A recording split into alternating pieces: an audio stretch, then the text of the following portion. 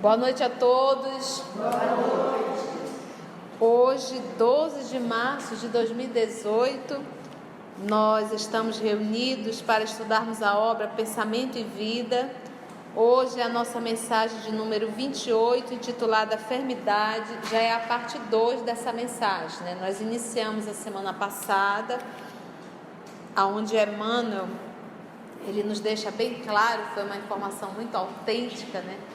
Que ele diz assim: eu não posso dizer que todas as enfermidades foi derivado do pensamento, mas nós podemos afirmar que o pensamento, ele influencia quando a criatura está com a enfermidade, influenciando tanto para a cura, quanto até mesmo para que a enfermidade tome uma proporção maior.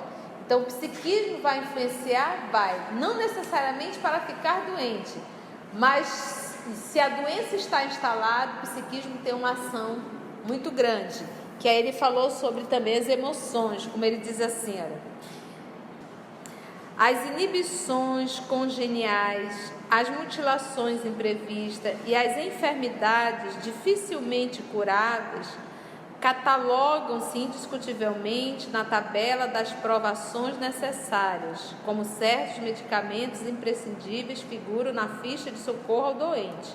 Contudo, os sintomas patológicos na experiência comum, em maioria esmagadora, decorrem dos reflexos infelizes da mente sobre o veículo de nossa manifestação, que é quem? O corpo, operando desajuste nos implementos que o compõem.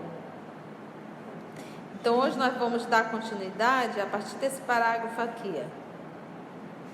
Sabe hoje a medicina que toda atenção mental acarreta distúrbio de importância no corpo físico. Vamos dar continuidade a partir daqui. Vamos fazer nossa prece de abertura?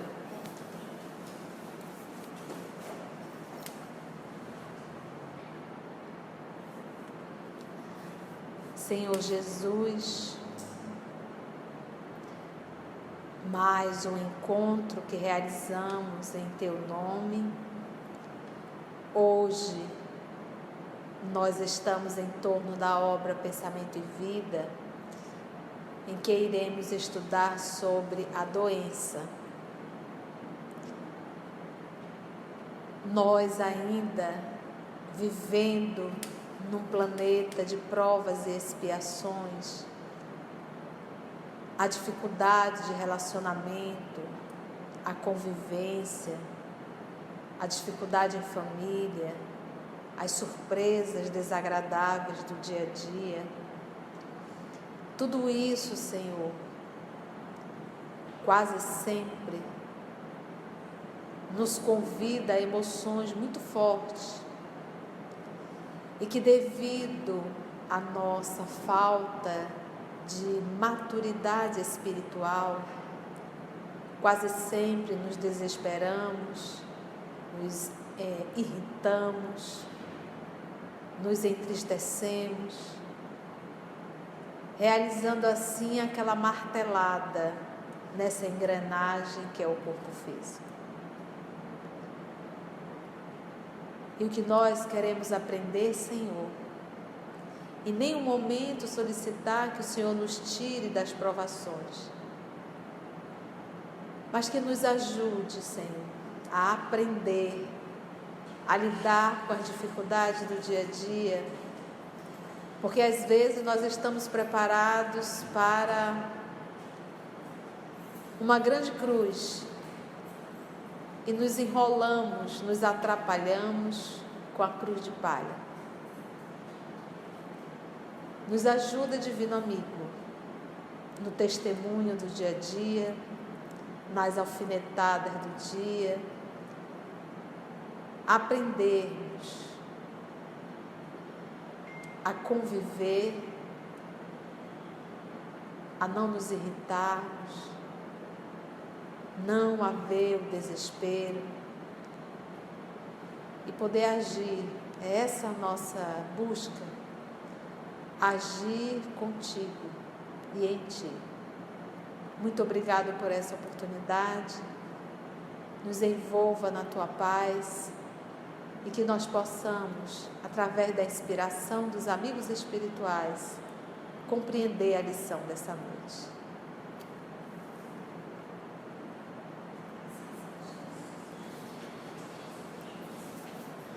Vamos que vamos?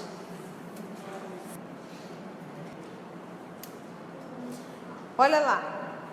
Então ele falou, a semana passada, ele disse assim, toda emoção violenta sobre o corpo, e lembra quando fala de emoção, nós estamos falando de algo fisiológico, físico. Então, o que é a emoção? Aí vem a emoção da raiva, é algo fisiológico mesmo. Você está passando por uma situação e vem aquele turbilhão, que a gente chama um turbilhão de emoção, é aquele algo que te dá um ataque cardíaco, que tu vai ficando vermelha, vai transpirando, e aquilo ali é emoção, resultado de algo que tu estás vivendo, e essa emoção vai gerar um sentimento, entendeu? Vai gerar um sentimento. Por exemplo, a culpa é um sentimento, resultado de uma emoção vivida. Entendemos isso? Então, a emoção é essa sensação fisiológica, é esse movimento que foi resultado de algo que aconteceu e que eu vivi. Como de repente vem o Brad Pitt me dar um beijo, eu vou sentir uma emoção de alegria, né? O coração vai bater, eu vou ficar meio vermelhinha, mas é só alegria. Imagina o beijo do Brad Pitt. Entendeu? Então é um outro tipo de emoção que pode me gerar um sentimento até de amor. Pronto, apaixonei. É o homem da minha vida. Entendestes? Resultado o quê? A emoção me gerou um sentimento. Então ele fala o quê? Bem, filha. Ele fala o quê? Toda emoção, nesse caso não é o beijo do Brad Pitt, é uma emoção violenta. Toda emoção violenta sobre o corpo é semelhante a martelada forte sobre uma engrenagem de máquina sensível. E toda aflição demasiada, um mimo demais, é como ferrugem destruidora, prejudicando-lhe o funcionamento. Toda emoção violenta e toda aflição. Aí vem agora onde nós paramos.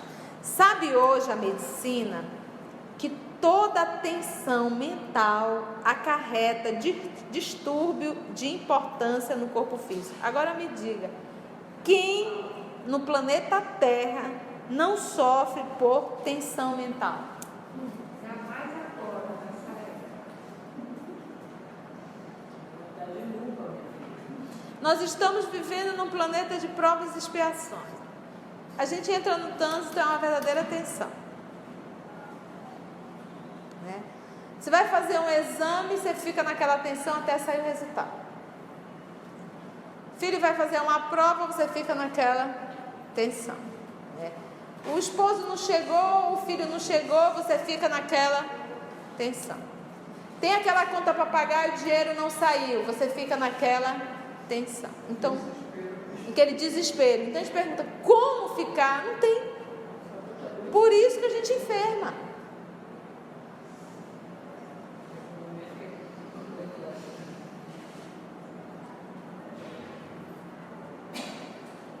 Sabe hoje a medicina que toda tensão mental acarreta distúrbio de importância no corpo físico. Estabelecido o conflito espiritual, quase sempre estabelecido o conflito espiritual, quase sempre as glândulas salivares paralisam as suas secreções. E o estômago entrando em espasmo. O que é um estômago entrar em espasmo, doutora? É uma contração. Porque o estômago ele contrai e relaxa para poder fazer a digestão. Ele entra em espasmo, ele contrai e fica. Olha só, então, olha aí. Entrando em espasmo, o estômago, que é isso que a nossa irmã Lígia acabou de explicar, nega-se a produção de ácido clorídrico. Olha que interessante. provocando perturbações digestivas. Olha, eu achei tão interessante. Eu estava fazendo um diálogo com uma jovem senhora, e ela falando, hoje ela está com problema justamente no esôfago. Como é o nome daquele trezinho que abre e fecha aqui dentro do esôfago? Não é hérnia, não. Tem um nomezinho, um trezinho aqui. É o esfíncter, eu acho que deve ser, né? É um trezinho que abre e fecha, abre e fecha. Então dela não tá abrindo como deveria abrir, não no tempo certo. Então a comida vai e volta. Vai ter que fazer uma cirurgia. E é uma cirurgia que não é 100%. Mas por que eu toquei nesse assunto? Fazendo um diálogo, vamos voltar lá atrás. Fazendo um diálogo, o que ela dizia? Quando ela falava do ambiente profissional dela, ela repetia essa frase várias vezes. E eu tive que engolir. Olha a expressão. E eu tive que engolir. Eu tive que calar. Mas foi inúmeras vezes essas duas colocações. Eu tive que engolir. Eu tive que calar. Olha aí o que prejudicou. Engoliu e ficou preso lá. E já está, uma vez instalado, já houve a destruição física. Agora realmente é procurar um profissional para tentar reverter o estrago que foi feito. Para a gente ver como o nosso comportamento psíquico, a nossa atitude psíquica, ela vai estar agindo completamente no nosso corpo físico. Olha aqui, eu vou repetir. Estabelecido o conflito espiritual, quase sempre as glândulas salivares paralisam as suas secreções e o estômago, entrando em espasmo, que é essa contração que a nossa irmã Lígia falou, nega-se a produção de ácido clorídrico, provocando perturbações digestivas. Porque como é que vai fazer a digestão se não tem o ácido? Provocando perturbações digestivas a se expressarem na chamada colite mucosa. O que é a colite mucosa? Lígia, explica aí pra gente. Tem uma médica aqui, eu vou explorar, né? Eu acho que esse termo é meio antigo. Hoje já não usa?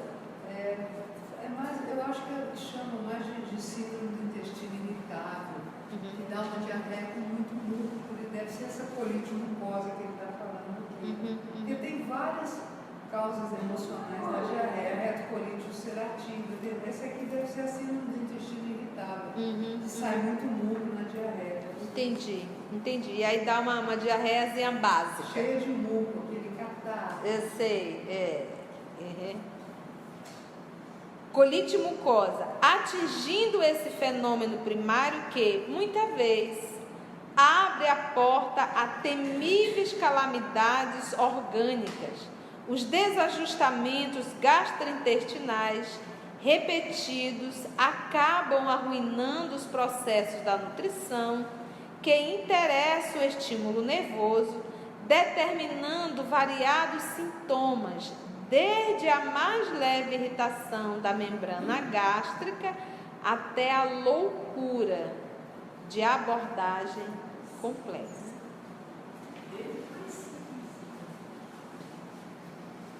Desde uma leve irritação Você pode ter uma diarreia, na mucosa.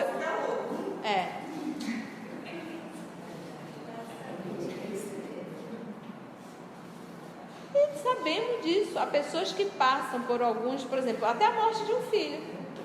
Há pessoas que surtam e não voltam mais. É patológico mesmo, a pessoa surta. Ela destrói o próprio organismo. Por isso que ele deu aquela explicação, uma emoção violenta é como se fosse um martelo a destruir uma engrenagem.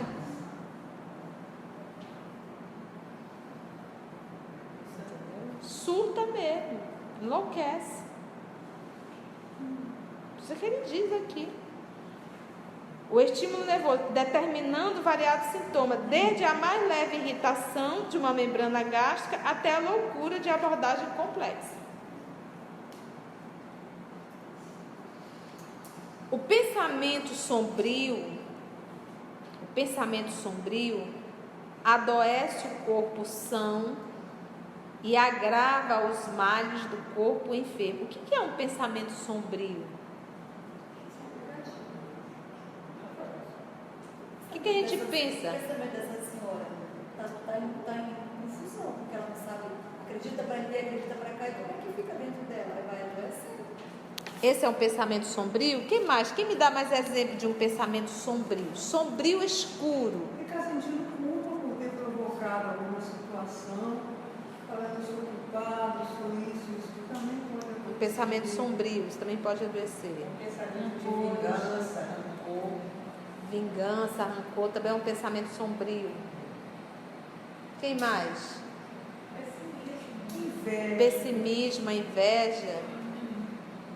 Às vezes a pessoa fica arquitetando para fazer mal para alguém, como vingança, ou tendo inveja da outra coisa. Pensamentos sombrios, né? Então vamos lá. O pensamento sombrio adoece o corpo são, o corpo estava saudável, mas aquele pensamento sombrio acaba adoecendo e agrava os males do corpo enfermo. Então, se está enfermo, pior fica. Sombrio também deve ser a partir do ciúme, que a pessoa fica imaginando o que ele está fazendo, só na imaginação, deve ser também um pensamento sombrio. Ou seja, tudo que é contrário ao amor que o Cristo nos ensinou é sombrio. A irritação, porque tem pessoas que ficam extremamente irritadas com qualquer coisa, tropeçam com formiga, Será que já não é um estado de loucura? Porque é natural essa nossa oscilação, né? A nossa condição de espírito da terceira ordem, se passa a ser constante, isso já é patológico, entendeu? Porque ter picos de irritação, por exemplo, a mulher principalmente, quando ela ainda vive o período dela menstrual, ela tem toda uma mudança hormonal e isso realmente. Mas quando aquilo passa a ser constante, é patológico. Isso é patológico, tem que cuidar. Pode ser realmente, já está louco, entendeu? Já está numa esquizofrenia realmente, não é verdade? Mas oscilar na nossa condição ainda faz parte, essa oscilação realmente das emoções, né? A gente não... Vamos pegar o nosso querido Gesiel Estevão, lá do livro 50 anos, Paulo Estevão, perdão. Ele, no momento em que o Saulo deu um murro nele, esbofeteou na frente de todo mundo, não, foi o momento que rasgaram a roupa dele, que ele ficou seminu. Ele ficou com muita vergonha, sentimento realmente de vergonha. A emoção, né, aquela coisa de vergonha, meu Deus, na frente de todo mundo. E aí, então sentir faz parte ainda da nossa condição. Mas aí vem agora o sentimento, porque a emoção ela não é algo raciocinado, o sentimento sim. Aí vem o sentimento, ele diz assim, mas Jesus também ficou nu. Jesus ficou seminu. Então, se com Cristo fizeram isso, por que comigo não fariam também? Nem me comparo com Cristo. Então, se eles sobre aceitar, eu também vou aceitar essa humilhação. Porque imagina dentro daquela cultura um homem ficar seminu na frente de uma multidão, né? Então, faz parte ainda do nosso nível de evolução nós sentirmos, ter essa emoção. O convite é o que eu vou fazer dessa emoção, o que eu vou transformar dessa emoção, entendeu? Então essa emoção é que, gente, tudo que a gente estuda aqui, como diz o nosso Emmanuel, lá antes do livro, todo esse material era estudado no mundo espiritual antes das almas, antes dos espíritos encarnarem. Nós estamos tendo a oportunidade de estudar encarnado e acordado, para ver se a gente consegue lembrar.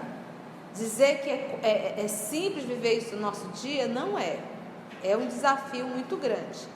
Você é aquilo que falamos até na nossa prece. Às vezes nós carregamos uma cruz de madeira maciça, mas nos enrolamos com uma cruz de palha. Às vezes a gente está pronto para dar testemunhos grandiosos, de caminhar muito, mas a gente se atrapalha com uma mosca. Entendeu? De repente você consegue passar uma noite no hospital, cuidar de A, cuidar de B, você está firme no câncer, está firme naquilo, você vai carregando essa cruz. E aí chega em casa um copo em cima da pia sujo, pronto, te desestrutura toda. O pensamento sombrio, ele adoece o corpo são e agrava os males do corpo enfermo. Então, aonde não tem doença, ele faz doença. E aonde tem doença, ele piora a doença.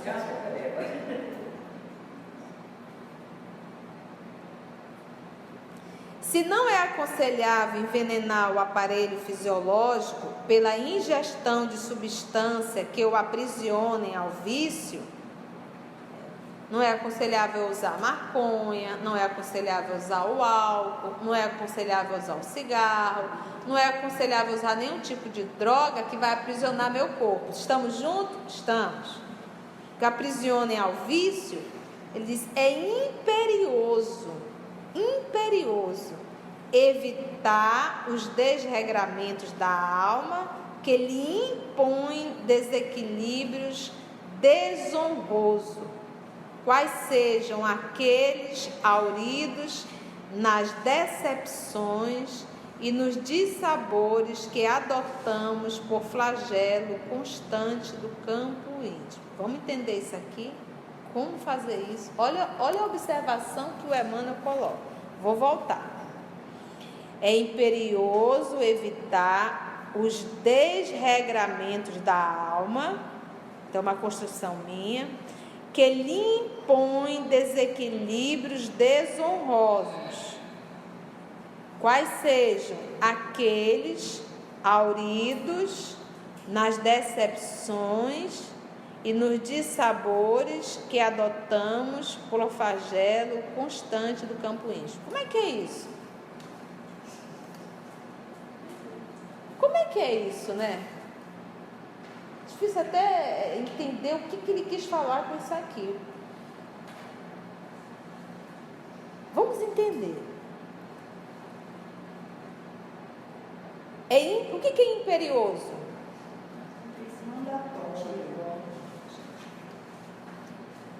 Evitar. Então, é um mando, é imperioso, é necessário, é urgente, é para ontem. Não seja flexível, eu tenho que evitar os desregramentos da alma. Quando eu falo em desregramento da alma, eu estou falando aí de pensamentos, de desejos, de criação, de idealização da alma. Vamos lá. A alma que lhe impõe desequilíbrios. Vamos dar um exemplo aí, porque quem me impõe os desequilíbrios não é a vida, é quem? É a alma, sou eu com as minhas construções. Porque lembra que toda atitude, quando eu falo emoção, a emoção é o que eu estou sentindo. Por exemplo, eu pego aqui, nós pegamos até esse exemplo, estava aqui Jesus, Chico e Conceição. Todos levaram uma tapa, levaram. Todos têm alma, cada um tem a sua alma, tem. A emoção que vai surgir na Conceição e a emoção que vai surgir no Chico, a emoção que vai surgir no Jesus são as mesmas.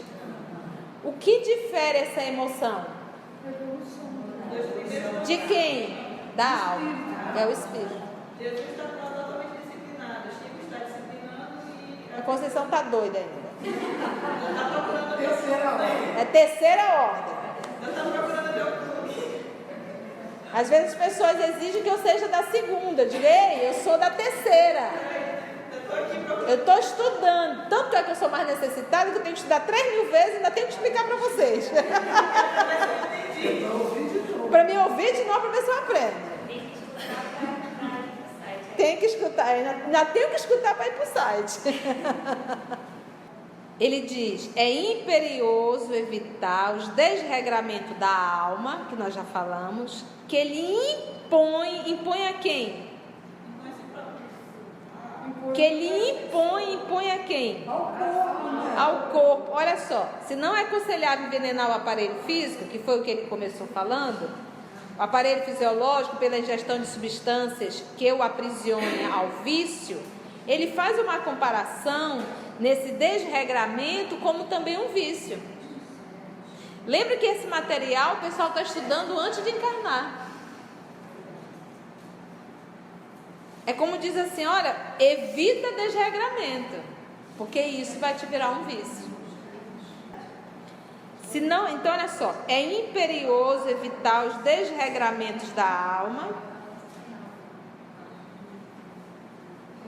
que lhe impõe, já é uma imposição, é o resultado, tal qual quando você é um dependente químico, o corpo lhe impõe, é necessário, você precisa, não você surta se não usar.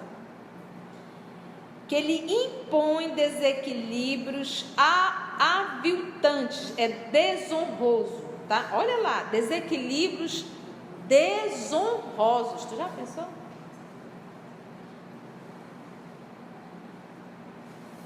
Aí ele vem, quais sejam aqueles auridos, o que é auridos? Hã? Colhido, pego. Quais sejam aqueles auridos? Aí vem, nas decepções, mas ele fala que essa decepção, ela é resultado do desequilíbrio da alma, por um vício. Decepções e nos dissabores que adotamos por flagelo constante no nosso campo íntimo. Vamos dar exemplo disso. Nós já sabemos que a pessoa teve condutas inadequadas, ela está viciada nisso, é isso? Ela tem esse vício, isso vai gerar condutas no dia a dia dela. Olha lá. Os desregramentos da alma que ele impõe desequilíbrios, desonrosos, quais sejam aqueles auridos conquistados nas decepções. Como isso? E nos dissabores que adotamos do flagelo constante do campo íntimo. Vamos dar exemplo disso. Então, todo desequilíbrio ele se origina das decepções e dos dissabores. Todas, repete aí, Fabrício, vamos lá. Todos os desequilíbrios e desregramentos da alma, eles se originam, então, das decepções e dos dissabores. Mas então, aí o que a gente tem que evitar? As decepções. E por que nós nos decepcionamos? Porque nós idealizamos expectativa do outro. Então, eu espero que... Isso é um vício? Não, eu acho que é um mau hábito cristalizado. Então, eu espero, por exemplo, eu já vi uma pessoa dizer assim, eu quero ir para aquele estudo, para aquele prédio ali, porque ali só tem os sábios. Então, eu vou para lá, porque lá é o Olimpo. Já ouvi dizer assim mesmo, né? Não é o S, né? Então, a pessoa, ela faz uma idealização e chega lá, ela se decepciona. Então, nós precisamos estar com o pé no chão, e somos todos da terceira ordem. E ali tem um grupo que estuda, mas são todos iguais a mim. Eles então tem ali que eu espero o comportamento. Então, eu não tenho que esperar nada de ninguém, eu tenho que esperar de mim. Eu não tenho que exigir nada de ninguém. E aí, se eu começar a trabalhar no sentido de não vivenciar decepções, por que eu decepções? Porque eu faço expectativa do outro, espero que o outro se comporte conforme o meu pensamento. O outro é o outro. Então, a decepção, realmente, fulano me decepcionou. Então, ele está jogando, está projetando para o outro. A decepção não é do outro, não, é dele. Porque eu é que esperava um comportamento conforme a minha idealização.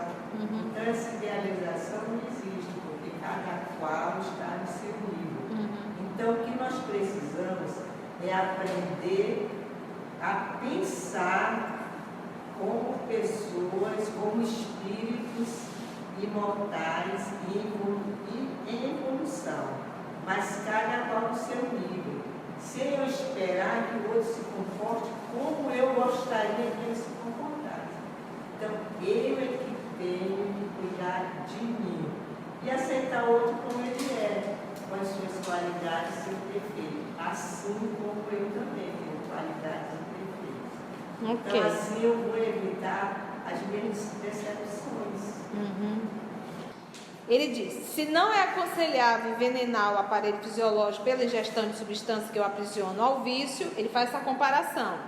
É imperioso evitar, é necessário, é urgente evitar os desregramentos da alma. Que ele impõe, nesse desregramento, lhe impõe desequilíbrios desonrosos. Então, volta lá. Quais são os desregramentos da alma? Falamos aqui algum. E esses desregramentos vai nos impor determinadas atitudes que são o quê? Desonrosas. Mas se a desonra que a pessoa diz, puxa, mas eu não podia mais fazer isso. O que eu posso fazer para ir melhorando? Mas lá, Que sentimento é esse? Desculpa, remorso, decepção. mas lá na frente existe uma coisinha chamada vício. Viciados. Nós temos comportamentos viciados. Se tornou um vício. De todo esse... Porque ele está falando o quê? Em envenenar a aparelhagem. A causa de tudo é o quê? O vício. O vício de determinados comportamentos que nós temos. Vícios da alma. Vícios da alma. É imperioso evitar os desregramentos da alma, essas atitudes, esses comportamentos, que lhe impõem desequilíbrios desonrosos, O quê? O vício. Então, nós temos N vícios, que é aquilo que eu costumo até dizer. Quanto mais tempo passa, pior fica. É um leque. E quanto mais tempo você usa uma droga, mais viciado você está e mais difícil larga. Mais difícil, o trabalho para você fazer o desmame é muito grande. Então nós temos N comportamentos, como ele fala aqui, os desregramentos da alma, nós temos muitos. Por exemplo, quando você usa uma droga, vamos pegar a comparação dele mesmo. Você sente um determinado prazer, mas aquilo também te flagela. E é um flagelo que constante. Então, por exemplo, vamos pegar aqui de novo. Eu vou pegar Jesus e Conceição. A alma do Cristo é uma, a alma da Conceição é outra. O Cristo levou um bofetão e a Conceição levou um bofetão. O bofetão que o nosso Senhor Jesus levou não é um flagelo para ele, porque ele não tem vícios na alma. Mas o bofetão que a Conceição levou é um flagelo que deve me acompanhar 3.000 anos. Entendeste? Por conta dos meus vícios, por conta da alma que eu ainda sou. Mas eu quis trabalhar bem esse para a gente entender esse flagelo, entendeu? Então o flagelo não é ter levado uma tapa, mas é a minha condição ainda. E isso se torna o quê? Um flagelo. É um vício e é um flagelo que vai me flagelar. O flagelo já é a consequência. É a consequência. Por exemplo, se eu já tivesse, por exemplo, o intermediário, o Chico, está ali no intermediário, segunda ordem, vamos colocar, ele vai levar o tapa, ele vai ter a emoção, mas ele vai trabalhar esse sentimento. Entendeu? Ele vai trabalhar esse sentimento. Então vamos lá, a gente tem que entender esse parágrafo para poder ir para o outro, senão não vai dar conta. É imperioso evitar os desregramentos da alma, que lhe impõe desequilíbrios desonrosos. Você imagina que, dependendo dessa tapa que eu levei, eu posso inclusive até mandar matar. Entendeu? Eu posso inclusive até mandar matar.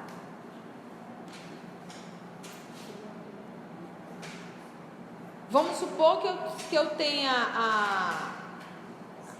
a ganância, o poder. Está aqui o Cristo e eu. E chega aqui uma proposta de bilhões de dólares. Cristo vai cair? Não. Conceição vai cair? Vai. Esse desregramento da alma dela faz com que ela tenha essa atitude desonrosa. E aí vem o flagelo, que é a consequência depois. E vai vir o flagelo, que é a consequência depois. E ela vai calentar. Quais sejam aqueles auridos nas decepções e nos dissabores que adotamos por flagelo. Os dissabores, porque, por exemplo, vamos pegar alguns políticos do nosso país aí, que já ganharam milhões e milhões desviando. Por conta o quê? Dessa sua conduta, desse seu vício moral. E agora eles estão sofrendo o quê? Flagelos, dissabores. Entendeu?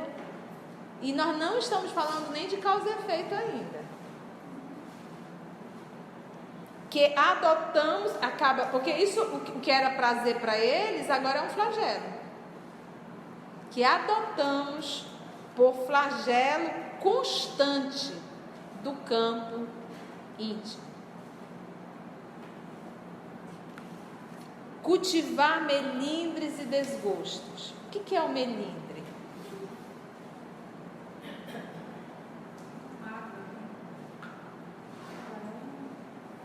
Eu não gostei do que você fez comigo.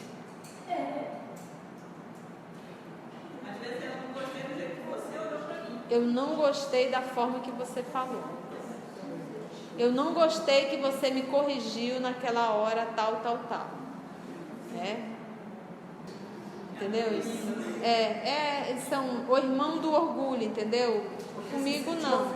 Você se sente ofendido por qualquer coisa. Que está dentro da nossa condição. É o famoso conhecido mimimi. É o mimimi, que está dentro da nossa condição. Alguém te chamar de burra, tu vai ficar feliz? Nós que nós somos criaturas da terceira ordem. Tu é uma burra. Tu vai ficar Jesus. Tu vai carregar isso. Gente, às vezes nós nos melindramos com o que a professora do primário falou pra gente. A gente carrega isso até hoje.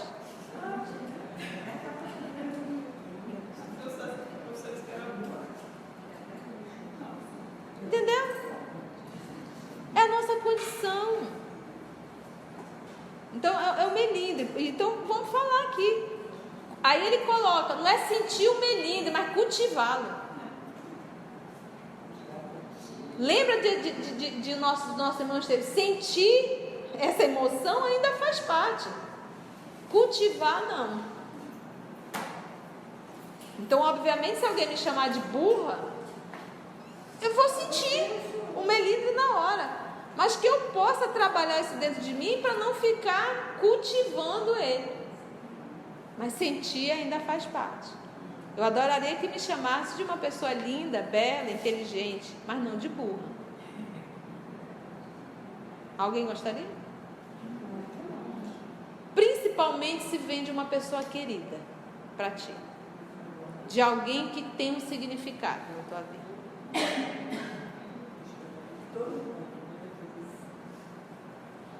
Cultivar melindres e desgostos. Cultivar. Eu posso ter um desgosto, mas eu não vou ficar alimentando. Irritação e mágoa. Cultivando. É o mesmo que semear. Olha aí, semear. A palavra é cultivar. A palavra cultivar, eu vou lá, eu jogo águazinha, jogo um tratamentozinho, porque eu quero que aquilo tome uma proporção. Coloco um adubo. Isso é cultivar. Então a gente tem que entender as palavras, não é sentir a nossa condição, a gente ainda vai sentir melindre, a gente ainda vai sentir irritação, nós ainda vamos ter desgostos. Eu só não posso cultivar isso, ficar cultivando. Cultivar melindres e desgostos, irritação e mágoa. É o mesmo que semear espinheiros magnéticos e adubá-los no solo emotivo, olha a emoção, de nossa existência. Isso é o que? Intoxicar.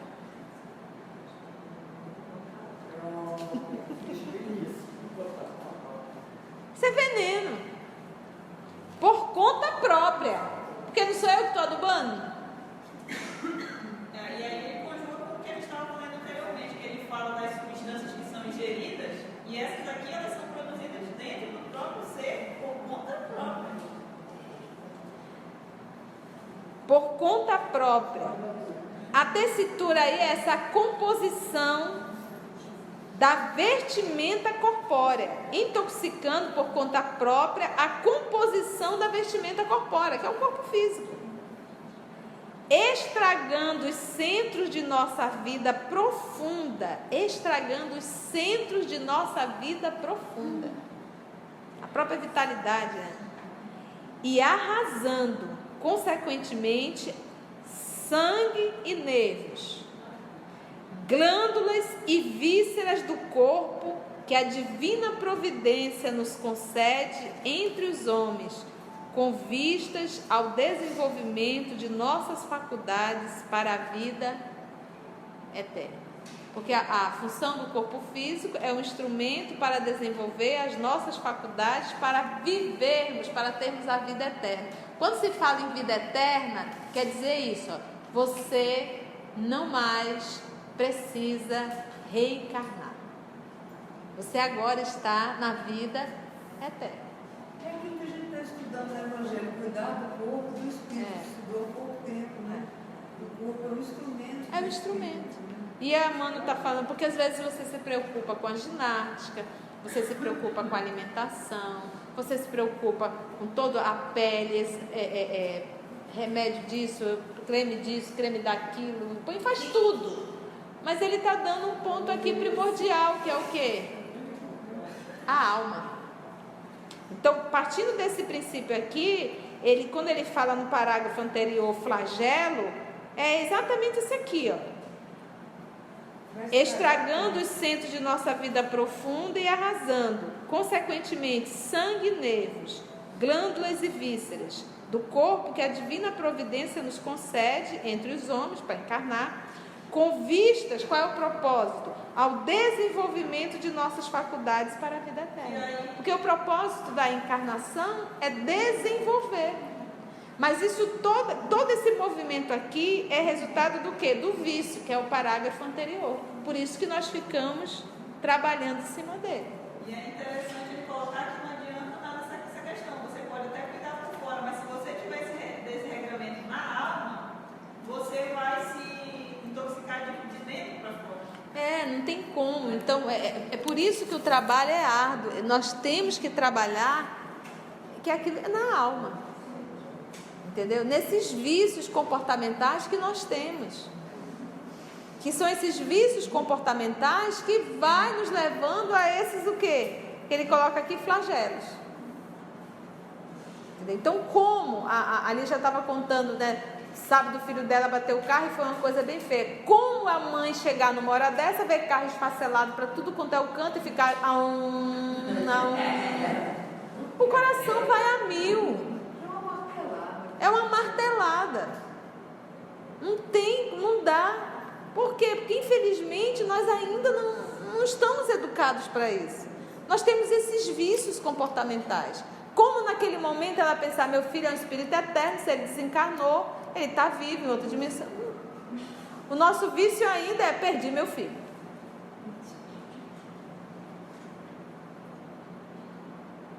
Né? Perdi meu filho. Que é Se não, eu vou pedir que a gente leia esse parágrafo anterior em casa e reflita um pouco mais sobre ele, para ver se a gente consegue tirar mais coisas, porque esse parágrafo ele diz muita coisa. Se não é aconselhável envenenar o aparelho fisiológico pela ingestão de substâncias que o aprisionam ao vício, ele fez essa comparação. É imperioso evitar os desregramentos da alma, que ele impõe desequilíbrios desonrosos, quais sejam aqueles auridos nas decepções e nos dissabores, que adotamos por um flagelo constante do campo íntimo.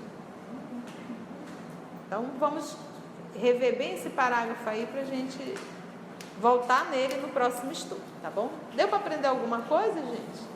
Mas não acabou, não. Não acabou não. Vamos ter o terceiro estudo. Para a gente fechar bem, para ver se a gente consegue, nessa encarnação, adoecer menos. Identificar nossos vícios para eles. Trabalhar, né?